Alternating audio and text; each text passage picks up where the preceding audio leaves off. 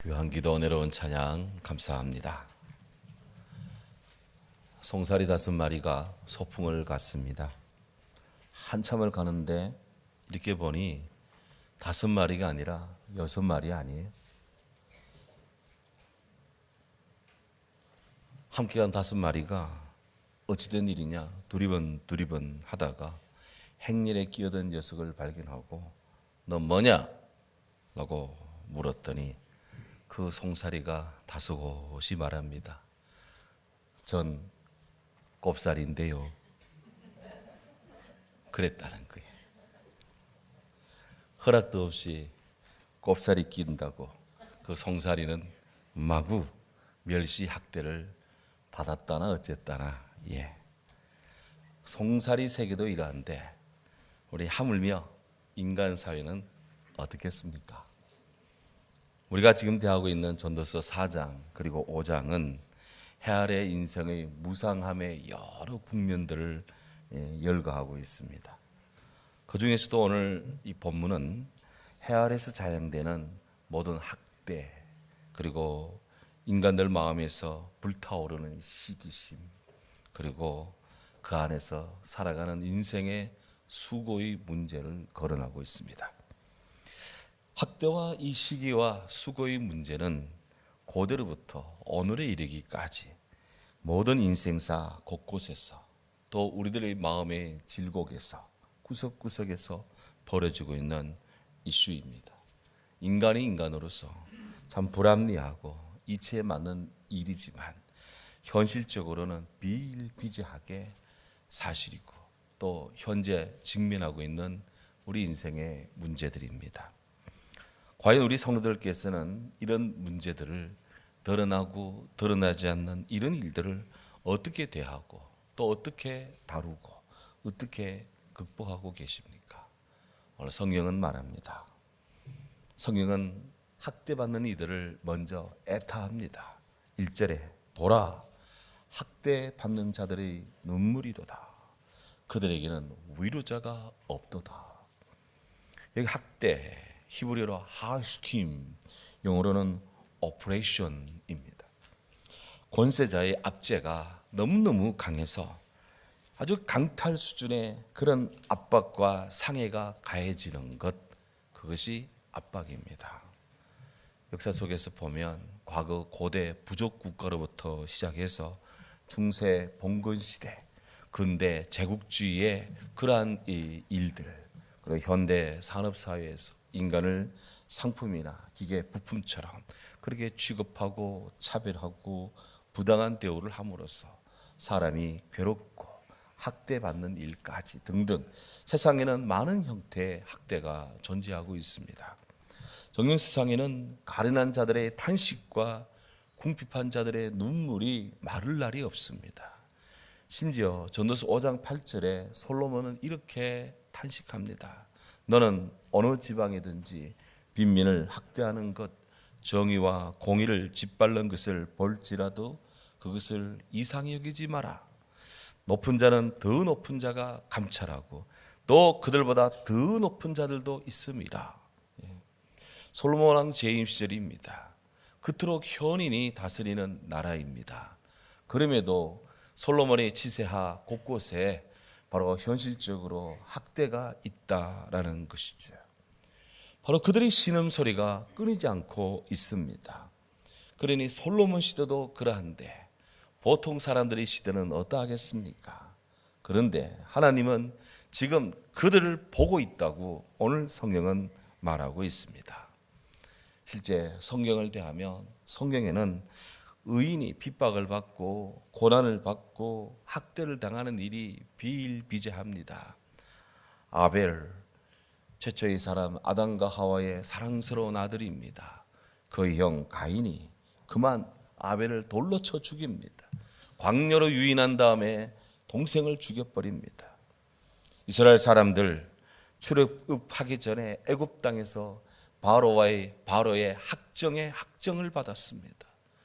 지피 없는 지풀 구해서 벽돌에 이런 목표량을 달성해야 되는 낮밤으로 죽을 고생을 했습니다. 그건 400년 동안 그런 종살이를 했습니다. 민족적으로 당하는 학대입니다. 여호수아 갈렙 가나안에 대한 탐사 보고를 함에 있어서 10명의 가나안 정탐꾼들의 부정적인 보고에 대응해서 아니다, 하나님이 함께 하시면 그들은 우리의 밥이다 라고 하나님의 긍정을 외쳤습니다만은 다수에게 생명의 위협을 받았습니다. 돌로 치려는 그런 위협도 받았습니다. 다윗, 사울왕을 비롯한 거의 다양한 정적들로부터 무척이나 심하게 생명의 위협을 당했고 모욕을 받았고 그렇게 맨발로 쫓겨나갈 때도 있었습니다. 엘리야 선지자, 하늘에 불을 당긴 하나님의 선지자입니다. 하지만 극악한 이세벨 왕비로부터 노골적인 위협을 받고 도피합니다. 다니엘의 세 친구 사드락, 메삭, 아벳느고 황제 숭배를 거절합니다. 이 의인은 황제 숭배를 거절했다는 죄목으로 인해서 풀무불 속에 던져집니다.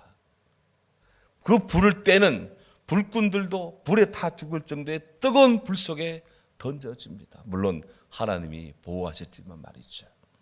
다니엘, 왕 외에는 기도하면 안 된다 라고 하는 페르시아의 악법이 만들어졌음을 알고도 자기 집에 돌아가서는 거의 다락방 윗방에 올라가서 예루살렘을 향한 창문을 열고 하루에 그가 늘 하던 대로 하루에 3번씩 고국 이스라엘을 향해서 기도하기를 멈추지 않았습니다.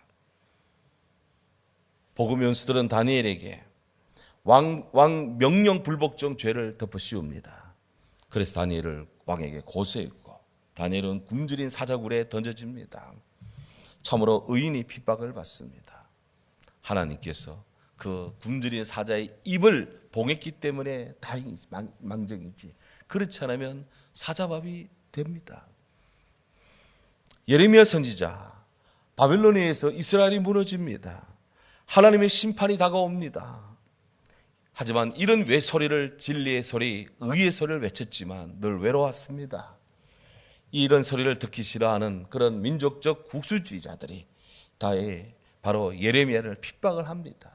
그를 웅덩이에 가두는데 물이 없는 웅덩이에 가두며 그를 그렇게 죽도록 내버려 둡니다. 사랑하는 여러분, 그렇게 해서 예레미야는 눈물 속에 감옥을 거닐며 그렇게 고난의 핍박을 많이 받았어요. 세례 요한, 부정한 헤롯에 의해서 목배임을 당합니다.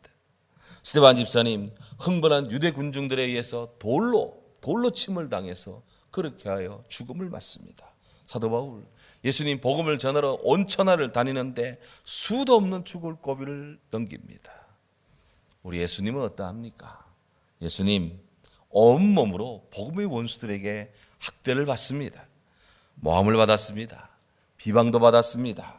거짓 증거자들의 괴계에 따른 폭력과 욕설도 받았습니다. 예수님은 채찍질을 당했습니다. 급기야 자기 백성들에게 핍박을 받습니다. 법 없는 자들의 손에 의해서 우리 예수님은 무참한 죽음을 당합니다. 그렇게 하여 하늘도 울고 땅도 울습니다. 여러분, 안타깝게도 지금 지구촌 곳곳에는 악한 지도자들에 의해 수도 없는 이들이 학대를 당하고 있습니다. 세속 권세에 찌든 전체주의자, 암흑가의 검은 손들, 테러리스트들에 의해서 압박과 상해가, 학대가 온 세계 곳곳에서 지금도 자행되고 있습니다. 어린이들과 부유자들이 성적인 학대를, 착취를 그렇게 당하고 있습니다. 무고한 시민들이 죽음을 당하고 있습니다. 힘이 없다고 힘이 좀 센 나라 사람들이 쳐들어가고 있습니다. 자유민주주의 선량한 국가들이 위협을 당하고 있습니다. 돈만 하는 사람들에 의해서 학대받는 가난한 사람들도 있습니다. 해 아래 참으로 이 학대가 그칠 날이 없어 눈물이 마를 날이 없습니다. 하여 성경은 오늘 말합니다. 보라, 학대받는 자들의 눈물이로다. 그들에게 위로자가 없도다. 여러분, 학대하는 자들의 손에는 권세가 있지만 그들에게는 위로자가 없도다. 전도자 솔로몬이 보기에 학대받는 자들이 얼마나 힘이든지 얼마나 그 고통이 심한지 마치 염세주의자들이 절규같이 외칩니다. 나는 아직 살아있는 산 자들보다는 죽은 지 오랜 죽은 자들이 더 낫다고 본다. 3절에 가보면 살아있는 산 자들, 죽은 지 이미 오래된 이 죽은 자들, 이 둘보다도 차라리 지금 아직 출생하지 않은 자들이 더 복되구나. 얼마나 삶이 힘들면 차라리 태어나지 않는 게 더 좋겠다. 야, 왜? 학대를 받지 않으니까. 신앙의 사람 욥이 그랬습니다. 극도의 연속적인 재난을 당합니다. 있는 재산을 다 빼앗깁니다. 다 떨려나갔습니다. 사랑하는 아들 7, 딸 3도 함께 생일 파티하다가 급한 토네도 같은 바람에 의해서 집이 무너져 한꺼번에 죽음을 당합니다. 이루 말할 수 없는 그런 고통이 찾아옵니다. 얼마나 인생살이가 힘겨웠다면 그는 자기의 생일을 저주합니다. 이처럼 사람이 삶이 힘들다 보면 차라리 태어나지 않았으면, 차라리 내가 그냥 숨쉬지 않고 지금 죽었으면, 그렇게 자기를 곱씹을 때가 있습니다. 인생살이에서의 학대는 남의 일이 아닙니다. 우리도 몇십 년 전에는 그런 학대 속에서 살았습니다. 사람이 아닌 사람들이 살았습니다.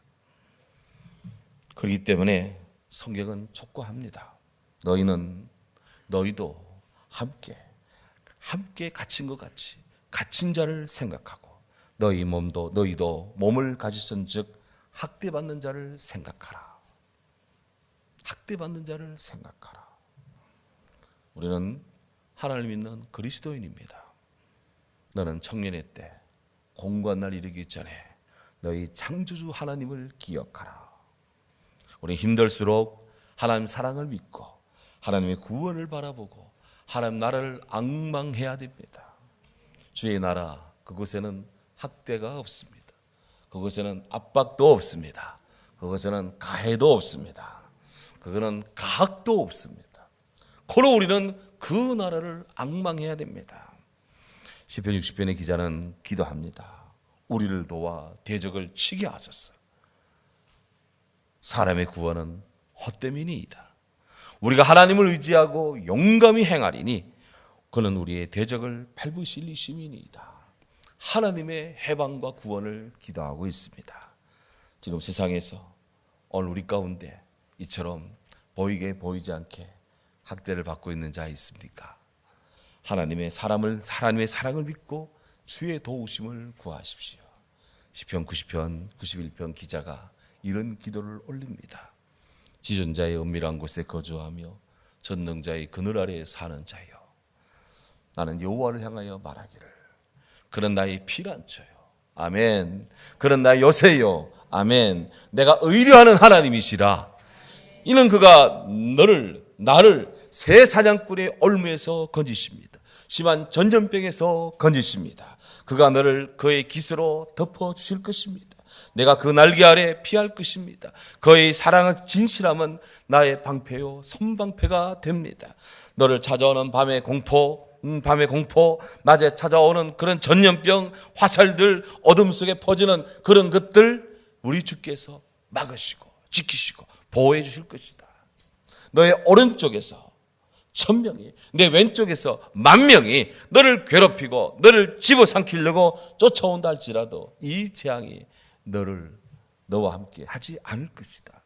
내게 가까이 하지 못할 것이다. 저는 정말 코로나 때 이 말씀 참 많이 묵상했습니다. 이어서 성경은 말합니다. 그가 말씀합니다. 그가 나를 사랑한즉 내가 그를 건지리라. 그가 내 이름을 안즉 내가 그를 높이리라. 할렐루야. 그가 내게 간구하리니 내가 응답하리라. 그렇습니다. 사랑하는 여러분, 우리가 환난 당할 때 주님이 우리와 함께 해주십니다. 주님이 우리를 건지십니다. 우리를 영화롭게 해주신다. 내가 그를 장수하게 함으로 그를 만족하게 하며 나의 구원을 그에게 보이리라. 시편 91편의 기도입니다. 이 기도가 우리 기도가 되어야 될 것입니다. 그렇습니다. 우리 하나님 상한 갈대를 꺾지 않으십니다. 꺼져가는 등불도 끄지 아니하십니다. 정의를 시행하십니다. 진실리 행하십니다. 우리 하나님 쇠하지도 낙담하지도 낙심하지도 그렇게 하지 않으십니다. 세상을 정의 가운데 세우십니다. 고로 학대를 받는 자들, 학대를 견디게 하시고 다시 자유케 하시는 하나님이 계심을 믿고 주님 앞에 신실함으로 서야 될 줄로 믿습니다. 이렇게 세상에는 외부로부터 오는 학대가 성합니다.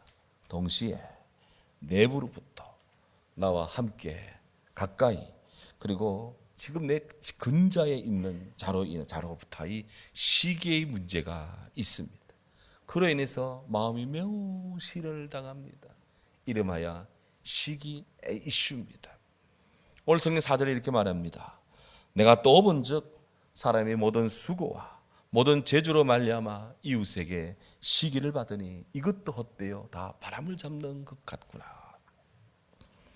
이 시기라고 하는 것은 누군가의 성공, 이웃의 지위, 그 인격을 부러워하는 정도가 지나쳐서 악의를 가지고 이웃에게 다양한 형태로 손해를 입히는 것, 그것이 시기입니다. 학대가 가진 자가 가지지 못한 자를 핍박하고 폭력을 행하는 것이라면, 이 시기는 가지지 않은 자, 못 가진 자가 가진 자에 대해서 가하는 그런 마음의 폭력입니다. 이런 면에서 학대와 시기는 같은 맥락에서 이해가 됩니다. 학대가 이웃에 대한 칼과 같다면 시기는 은밀한 독약과 같은 것입니다. 그러므로 우리는 성경의 이 말씀에 다시 마음을 둡니다. 야고보 4장 1절 2절에 시기하는 마음에 대한 경계가 나옵니다. 너희 중에 싸움이 어디로부터냐? 너희 지체 중에서 정욕으로부터 나는 것이 아니냐? 너희는 욕심을 내어도 얻지 못하며 살인하며 시기하여도 능히 취하지 못함으로 다투고 싸우는도다. 사도 야고보 시대에 바로 세상 밖에도 이런 일이 있었지만 교회 안에도 이런 일들이 많았던 것 같아요. 그래서 너희가 시기하여도 능히 얻지 못하고 서로 다투고 싸우는구나. 너희가 얻지 못하면 구하지 아니하기 때문이야. 구하여도 얻지 못하면 주의 뜻에 합당하지 않고 정욕으로 쓰려고 하기 때문이다. 사람 마음에서 불타오르는 시기, 매우 복합적인 요인입니다. 현상적으로는 상대적인 물질의 어떤 그런 빈곤감, 또 정신적인 열등감에 기인합니다. 또 내면적으로, 근원적으로는 인간의 마음의 타락 때문에 일어납니다. 사람 마음이 부패합니다. 타락한 탐욕 때문에 사람 마음에 시기심이 불타오른다. 성경 그렇게 진단하고 있습니다. 사람이 시기심에 사로잡히면요, 시기하는 당사자의 이성과 판단력이 허려집니다. 시기심이 더 가속화됩니다. 그러면 시기하는 이웃에게 물질적, 정신적 피해를 줍니다. 뿐만 아닙니다. 시기자의 영혼 깊이 정신적 좌절감, 배반감, 그리고 고독감, 불신감을 가득 품게 합니다.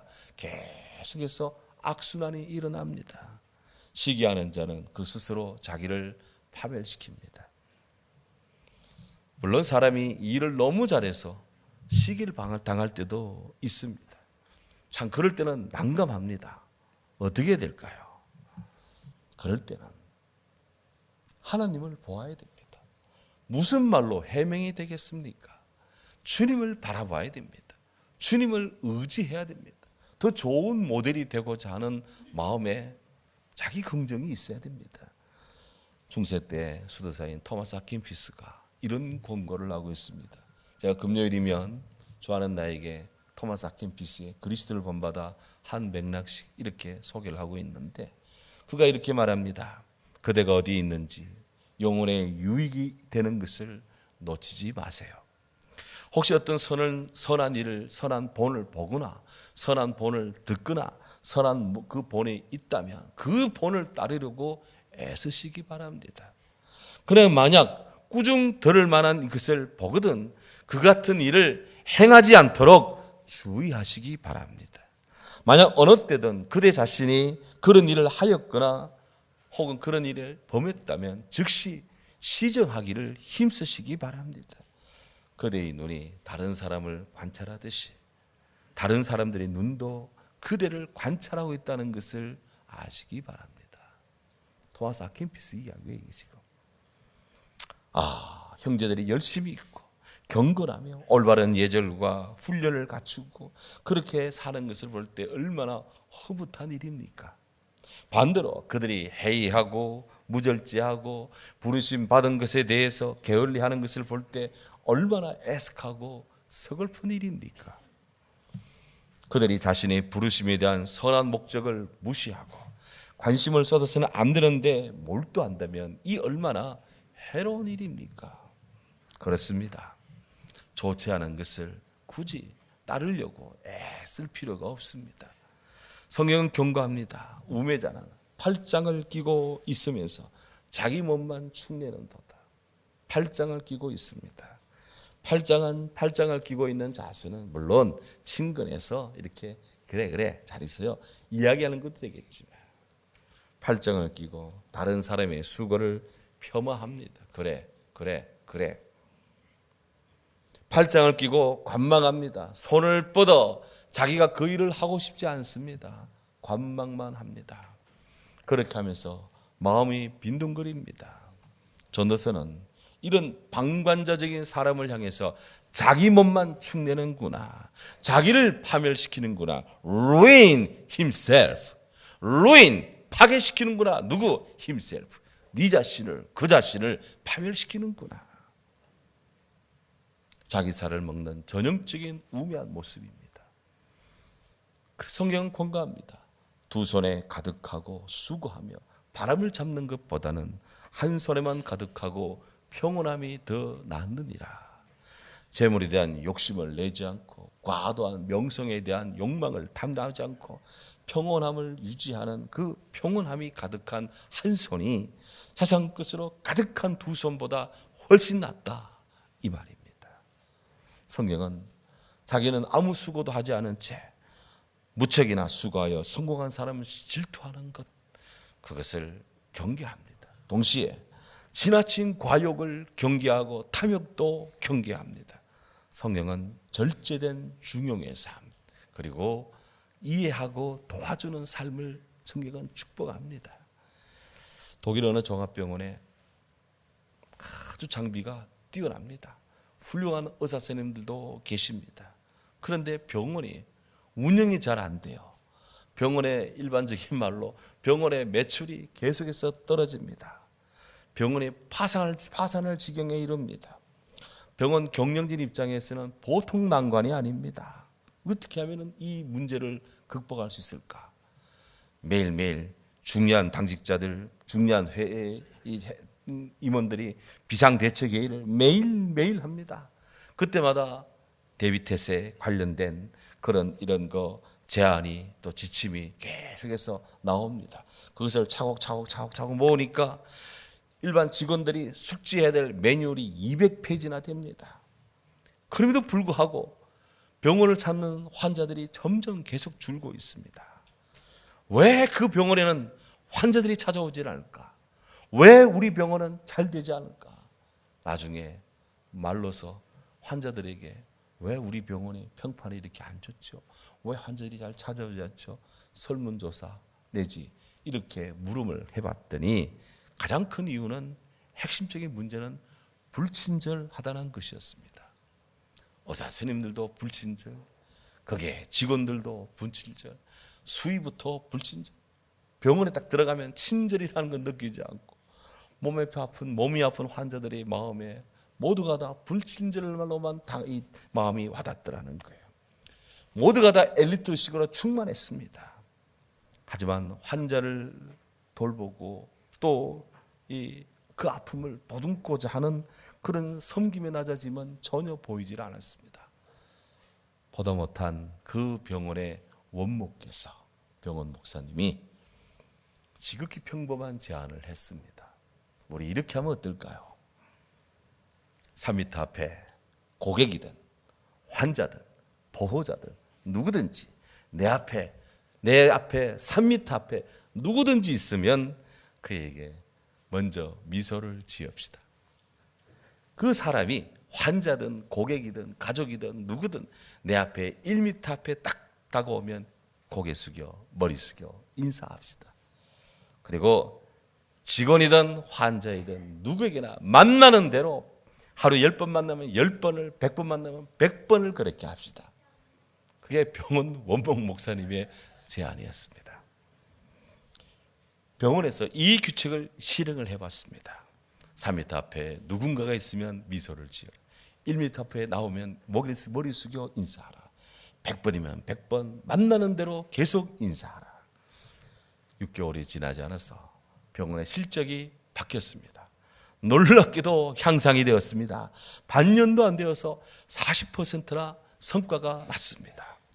200쪽 매뉴얼도 200페이지 매뉴얼도 해결하지 못한 일을 간단한 미소, 그리고 진정한 인사, 그리고 살갑게 대하는 마음, 그것이 몸이 아픈 환자들, 그를 돌보는 가족들, 그 보호자들, 그 미소가, 그 환한 인사가 그들을 살리고 그 병원을 살리더라는 것입니다. 예, 그렇죠. 정말 몸도 마음도 아픈 환자들, 사람들에게 미소만큼, 환한 인사만큼 확실한 도움과 처방이 어디 있겠습니까? 학대받고 시기심에 노출된 공고한 영혼입니다.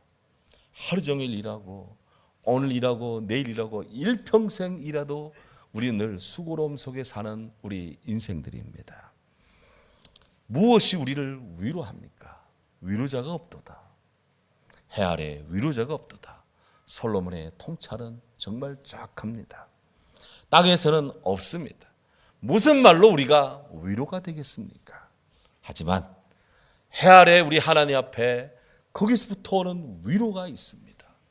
거기서부터 오는 구원이 있습니다. 병들이 우리 인생에게 하나님의 은총보다 더 급하고 귀한 그런 은혜의 처방은 없습니다. 사랑하는 여러분, 위로자가 없다고 여기는 공관 친구들에게 주님의 마음으로 다가가 먼저 미소를 띄우고 먼저 인사합시다. 먼저 인사합시다. 먼저 다가갑시다. 먼저 미소를 지읍시다. 먼저 최대한 친절하게 10번을 만나면 10번 가까이 인사하기. 그것이 바로 오늘 이 시대 우리 마음을 개혁하는 위로를 얻는 하나님 앞에 서는 우리들의 이 연약한 모습일 것이다 하는 거예요. 성경은 우리에게 말합니다. 너희는 위로하라. 내 백성을 위로하라. 하나님이 위로하시지만 우리는 주 안에서 우리 위로하는 자가 되어야 될 것입니다. 평화의 다리가 되라고 주님이 우리에게 당부하시네요. 오늘로 주의 평안이 가득하기를 주의 은혜로 주의 이름으로 축원합니다. 아멘. 살아가는 주님 감사합니다.